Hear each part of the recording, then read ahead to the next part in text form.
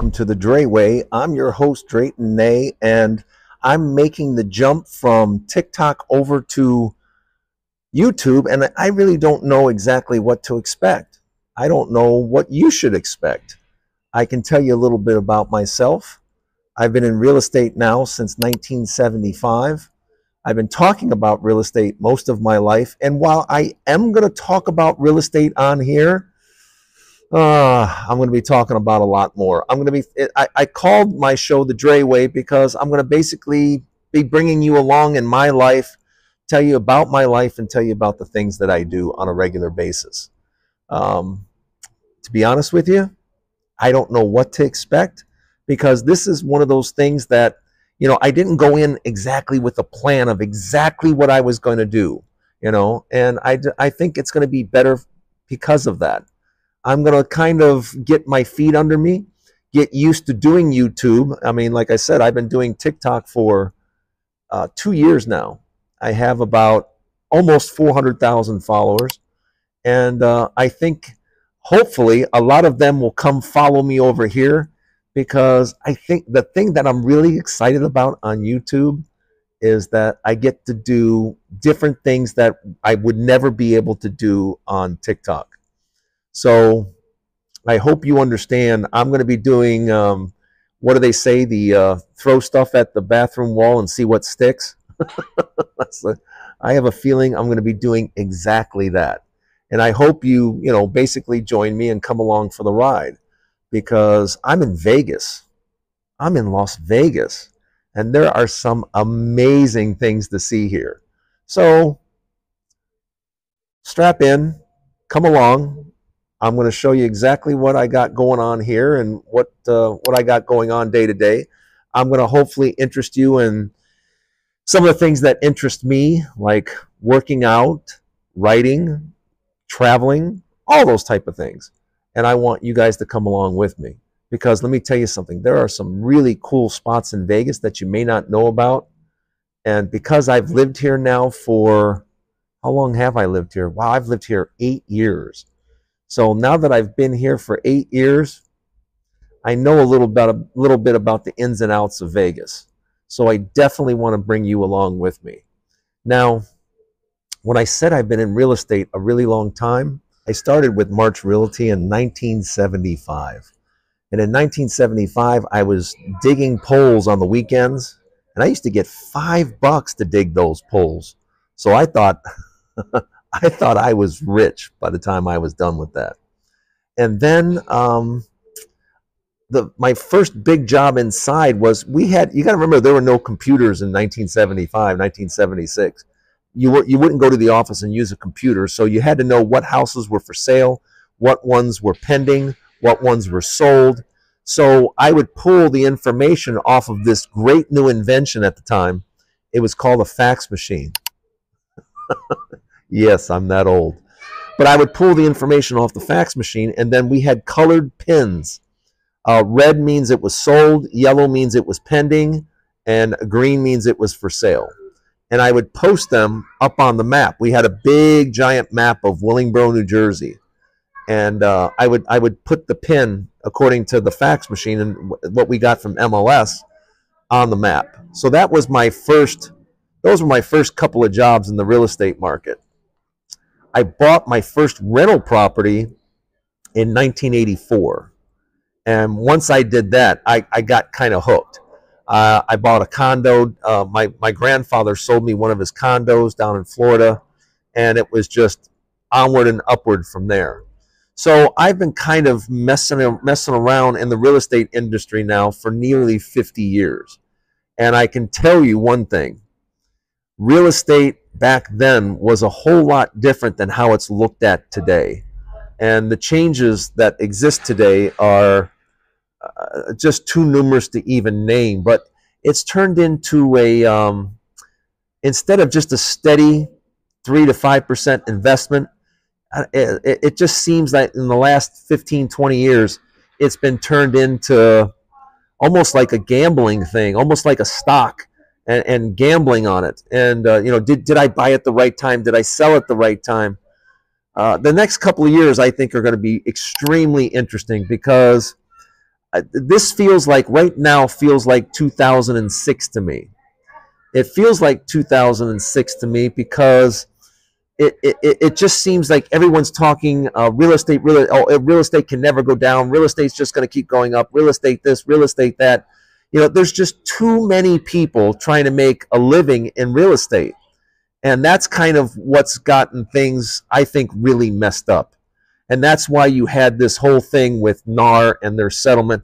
I think everybody knows by now that real estate agents and NAR and their association is having to settle with home sellers that have said, hey, wait a minute, the system's really rigged against us. And there was a lawsuit, of course, where sellers brought against, these companies, these brokerages, and they were found guilty, and they're paying out $1.8 billion with a B. And there's going to be a lot more lawsuits and a lot more things going on. And NAR, National Association of Realtors, is trying to calm the whole thing down. And they're trying to say, oh, we'll settle. We'll give you $418 million, and this is what we'll do. We'll make people sign buyer's agreements, and we won't post the seller's offer on MLS anymore. Like, that's going to carry weight, because real estate agents think now it's okay. Well, if they're not going to post it on MLS, we can post it everywhere else. And I don't think that's going to fly with the Department of Justice at all. The Department of Justice, if you read their statement to the judge, they basically said they want a decoupling. They want the buyer's agent paid by the buyer, and they want the seller's agent paid by the seller. But real estate agents don't want to do that. They don't want to do that because they want the seller's money. If you're thinking about selling real estate, or you're going to sell real estate, and you hire a real estate agent to list your house, you're in debt already. You've made, in my opinion, a huge mistake, and you're about to lose a lot of money. And proof of that is they just went to trial, and basically they were found liable for colluding and conspiracy. Yeah, those are unlawful acts. So now you want to hire the people that were just found to be doing unlawful acts. You want to hire them to sell your house? How does that make sense? Let me know what you think in the comments. And I hope you subscribe. You haven't subscribed yet? Come on. Come on. Hit the subscribe button. I want you to follow along, because we're going to have all kinds of fun talking about this stuff. Because nobody likes talking about how realtors rip people off more than I do. and is that to say every realtor is bad? No, but about 98 to 99% are. And they don't bring any value to the equation whatsoever, in my opinion. Especially with the new rules, a listing agent serves no purpose whatsoever. Because I want you to understand what a listing agent does. The only thing a listing agent does is list your house on MLS. And they might take some pictures that you can take for $150 professionally. $150, $175, you can get pictures taken of your house all day long. So what purpose does a listing agent serve? Because right now what a listing agent does is, a listing agent says, oh, I'm going to take 6% from you, Mr. Homeowner. Say your house is $700,000. They're going to take $42,000 of your money. Listen to what I just said. They're going to take $42,000 of your money. Okay? And they're going to put half of it in their pocket because they can. And the other half, the other $21,000, they're going to hold it up and say, hey, I have $21,000 here for a buyer agent. Hey, if you're a buyer and you have a client that wants a house, I'll give you $21,000 if they buy. That's how it happens right now. So your listing agent doesn't actually sell anything. Although they get in the house and they say, oh, I'm going to sell your house for you. They don't sell anything. They basically take your money and offer. Can't you do that? Can't you list your house yourself? And if you are gonna offer a bag of money, you can't offer a bag of money to have someone buy your house? You mean to tell me you can't do that and put the $21,000 in your pocket? I've never understood how someone can sign up for that. Let me ask you a question. If your uncle called you tomorrow and says, hey, can I borrow $100? Would you loan it to him? I'm just asking, because some of you will sign over 6% and $42,000 like that. Oh yeah, okay, yeah, I'll pay 6%. I'll sign over 42 grand. But if your own relative called for $100, you'd find 5 reasons not to loan it to him, wouldn't you? $100. I'm just saying. So let's get back to what the buyer's agent does. You know what a buyer's agent does? A buyer's agent opens doors. Sometimes they have to open 3, sometimes 5, sometimes 10. You know, if you're having to open more than 10 doors, you have a buyer that doesn't have much urgency and you're showing them houses you shouldn't be showing them. But a buyer's agent is basically a door opener. That's all they do is open the door. And then when it's time to make an offer, they fill in the blanks and send it over. They send it to the seller. That's it. And they say, oh, I know why I got to drive to the house. And plus, I have to do inspections. You don't do anything with inspections, nor do you have to be there. Most agents don't even show up for inspections. But you've got nothing to do with inspections. You got nothing to do with disclosures. You know, as a buyer's agent, the seller sends over the disclosures. You got nothing to do with that. Oh, you got to review those with your client? Who cares? Who cares? But just so you understand, these selling agents and buying agents don't really do anything except for get in the middle of a negotiation. They get in the middle and pretend like they serve a purpose. Now, who do they serve a purpose to? For those people that absolutely positively want full service and don't want to think or do anything. And believe me when I tell you, there are people I fully understand. You know, maybe you're a surgeon, your wife is a nurse, and you just simply don't have any time and you don't care. I understand. But for most of you that just have a little bit of time, you can do everything a listing and a buyer's agent can do, and you can do it in the matter of an hour or two. So if it's worth spending an hour or two to learn how to do it and not have to pay someone $42,000 to do it, I suggest you do it. And if you want to learn how, if you want information on how to buy or sell, please let me know in the comments, and I'll get information to you right away. Just let me know. Just say Drayton Info. That's it. Just say Drayton Info. And I'll be glad to get that information to you. Now, changing things up a little bit, everybody's been asking me about this, so I felt on my big YouTube, the Dray Way, I just thought I've got to talk about it. The first Dray Way show wouldn't be complete without talking about. I think my TikTok right now, the TikTok video I did, I think has 8.5 million views. 8.5 million people took a look at this video because I basically said there are a number of things that, you know, your woman shouldn't have to do. And one of those things that I got a lot of pushback is because I just don't believe my woman should be pumping gas. I always make sure my girl's car is filled because I don't want her pumping gas. But I went a little further than that because, and I honestly didn't know it was a big deal. I didn't know this because I just assumed that a lot of guys did things like I do, but because, you know, like I told you before, I bought my own house when I was 21 years old. So I did all of my chores. I did all of my things myself. You know, I cleaned the house, cut the grass, did the laundry, did the cooking. I did it all because it was my house and it was only me.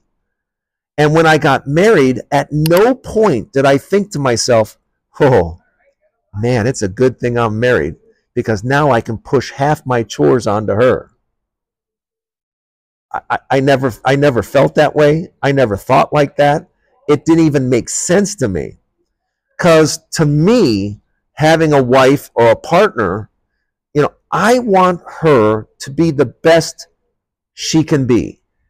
So I need her to spend time, whatever makes her happy, whatever she's interested in, what makes her happy. You know, does she want to go to the gym? Does she want to write a book? Does she want to start a business? whatever makes her happy. When she's not doing that, I want her looking after and taking care of me. I want affection. I want her attention. I want her on me. Why does it make sense that I would want her spending a lot of her day doing my chores? I don't want her washing dishes. I don't want her taking out garbage. I don't want her mopping floors when I'm perfectly able to do those things. Why would I have her doing those things? It doesn't make any sense to me whatsoever. So I do those things. I do those things in the morning. I'm one of those guys that, I basically sleep 6 hours a day. That's it. I go to bed at 10 o'clock. I'm up at 4 in the morning. And at 4 in the morning, from 4 to 6 o'clock, I get my chores done. I get the laundry done. I make breakfast. I start dinner. I start dinner because I start it in the slow cooker. And I can't wait to show, oh my gosh, I can't wait to show you guys some of my recipes in my slow cooker. Because I'm pretty mean with the slow cooker. And when you slow cook food, oh my gosh, it is whether it's chicken, whether it's meats, whatever it is, slow cooking is the absolute best because it's just got a tenderness and a softness to it, and it's hard to beat. But anyway, the laundry, the dishes, I can't even imagine letting someone else load my dishwasher. If you know, you know. Let me just say that. If you know, you know. You have your own style, your own way of loading the dishwasher. And if somebody else was to suddenly do it, I think I'd go crazy. I think I'd go crazy. But yeah, I mean, in the morning, you get your laundry done, you get the dishes done, you get breakfast made, you get dinner started. Go in and clean the bathroom, wipe everything down, mop if you need to mop. All of that can be done in 60 to 90 minutes. Everything. And that's before everyone wakes up. Because once my son gets up, then I'm just focused on getting him dressed, getting him fed, and getting him off to school. So for some of you that don't know, I have a 7-year-old boy at home. I'm a single parent to a 7-year-old boy. And I also take care of Dan and Bunny. Dan and Bunny, if you followed me over from TikTok, you know who Dan and Bunny are. If you don't know yet, Dan and Bunny are my 83-year-old parents. Yes, my 83-year-old parents live with me, and I wouldn't have it any other way. But I am their guardian. I am their caregiver. You name it, I do it for my parents. And so I have kind of an active household. So I think that by getting things done in the morning when everyone's sleeping, it just kind of puts me that much further ahead. And it allows me to go on and do the appointments, do the things that I need to do during the day. And it just seems to be a real easy way to keep the household going. But I had no idea oh my gosh, when I say so many women, I mean thousands and thousands of women went, what are you talking about? You can't possibly be real. You can't possibly do all this stuff. And I'm like, oh yeah, I can put laundry in a thing and put a thing of soap in and push start. I can load a dishwasher with the best of them, mopping and cleaning and doing the tubs and the mirrors. Not rocket science, just takes a few minutes. So the response I got, though, was just thousands of women going, I can't get Charlie to do anything. I can't get Dave to do anything. Whatever their name of their men were. So I was really, really surprised about it. I was kind of shocked. But I've just always assumed that if I did the chores, if I took care of the household, that freed her up to do things that she wanted to do and freed up time for her to look after me. Again, I don't know. What are your thoughts? How do you guys do the chores at home? Once again, if you haven't subscribed yet, you got to subscribe. But I want to hear from you. I want to hear what you have to say. Do you guys, I hear a lot of people say, oh, we do things 50-50, or, my husband works all the time, so I do all the time. just tell me what your situation is and how you guys handle it, and I'd love to hear about it. And I'll talk about it more at another time. But I have one more thing I want to talk about. Last thing I want to talk about is you. I want to talk about what you guys want to hear me talk about. I want to know some ideas from you. I mean, what do you want to know? What do you want to see? Do you want to see more of Vegas? Do you want to see more of me interacting with Vegas? Do you want to know more about me and my lifestyle and what I do and what I don't do? Or do you want to know more about my past and what I did in my past? Because that seems, I have to be honest, everybody seems to like my past. Because yeah, I was, I was a dancer back in the day, and did a lot of traveling, traveled around the world, and I was also one of those in my past life. I was a night person. I was one of those guys that owned nightclubs and gentlemen's clubs and those type of things. And it seems like a lot of people have a lot of questions about that type of stuff, and have a lot of questions, particularly about where I traveled to, how many shows did I do, what type of shows did I do. So I don't know. You guys just kind of tell me what you want to hear, because like I said, I really want to make this whole show really about what you guys would like to see, what you guys are interested in, what you guys find fascinating. So just understand, this is show number 1. There's going to be a show every day from now on, Monday through Friday. And I hope you join along, because I got a lot to talk about. I have a lot that I think I can bring to the table, as far as bringing you a taste of Vegas and a taste of, oh, by the way, I'm 60 now. Because I know some of you are probably asking, how old is this guy? I'm 60. So I hope you decide to follow along and subscribe and follow along with this 60-year-old in Vegas, because we are going to have an amazing time. And I just want you to know that we're going to talk about a lot of things, but we're going to talk about as much positive as we can. Because one thing I see on YouTube a lot is a lot of people talking about how miserable things are. Yeah, I don't want to do that. I want to talk about the good things in life, and the things I've experienced, and the things I appreciate. And I've had an amazing life over 60 years, and I can't wait to share it with you, whether it be in the kitchen, out and about. I just want to share it with you. So I hope you subscribe. Thank you for watching show 1. I can't wait to see you for show 2. Goodbye, everybody.